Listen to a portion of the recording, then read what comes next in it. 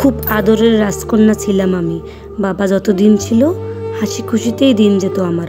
হঠাৎ করেই বাবা মারা যায়। আমি হয়ে পড়ি অসহায়। ভাইয়ের সংসারে বোঝা হয়ে যাই। ভাইয়ের বউ শুরু করে নির্যাতন।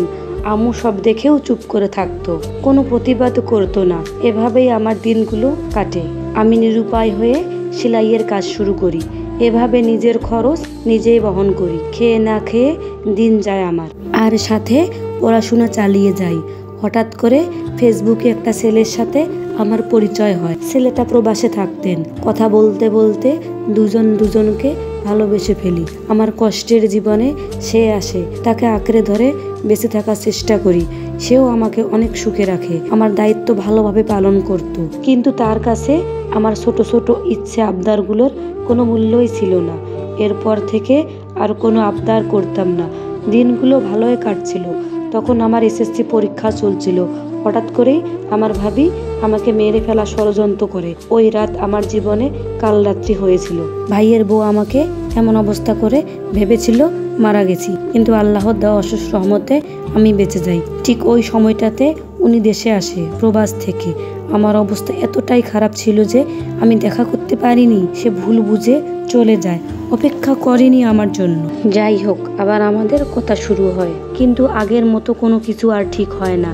সে আমাকে অবহেলা করতে শুরু করে, এমনকি অবিশ্বাসও করে। দিন যত যায় আমাদের সম্পর্ক আরো খারাপ পর্যায়ে যেতে শুরু করে। সে আমাকে ওষুধ খেতে, ডাক্তার দেখাতে টাকা দিত, কিন্তু পরক্ষণে আবার কোটা দেওয়া শুরু করত। কয়েকদিন আগে আমার চাচাতো বোনের একটা ভিডিও বাজে লোকেরা তার ভাইয়ের কাছে পাঠায়। ওই সময় আমি তার সাথে কথা বলছিলাম। এসব শুনে আমি ডাটা অফ করে দৌড়ে চলে যাই ওখানে। পরে এসব কথা তাকে বলি না, বলি কারেন্ট চলে গেছে, এজন্য কথা বলতে পারিনি। সে আমাকে নিয়ে অনেক সন্দেহ শুরু করে, এমনকি আমার ফোনের স্ক্রিনশট চায়। স্ক্রিন শেয়ার দিয়ে তাকে সব কিছু দেখাতে হয়। আমাদের ঝগড়ার এক পর্যায়ে আমি কোরআন শরীফ মাথায় নিই, কিন্তু সে কিছুই শুনে না। তার কথাই সে বলে, আমাকে মিথ্যাবাদী বলে, খুব খারাপ, আরো অনেক অনেক কিছু বলে। এখন আমাদের সম্পর্কটা এত বাজে পর্যায়ে চলে গিয়েছে, সে আমার কোনো কথাই বিশ্বাস করে না। আমি মনে করি যে যেখানে বিশ্বাস নেই সেখানে ভালোবাসাও নেই। আর অবহেলা তো অনেক আগে থেকেই চলে গেছে। যাকে নিয়ে বাঁচতে চেয়েছিলাম সে ছিল আমার একমাত্র অবলম্বন। সেই এমন করলো, কি দোষ ছিল আমার? তাকে ভালোবাসি, এটাই আমার 4 বছরের ভালোবাসার এই প্রতিদান পাইলাম আমি। এখন মৃত্যু ছাড়া আর কোনো পথ খোলা নেই আমার। এত আদর ভালোবাসা দিয়ে ছুঁড়ে ফেলে দিল, কি মূল্য রইল তার সেই আদর ভালোবাসার?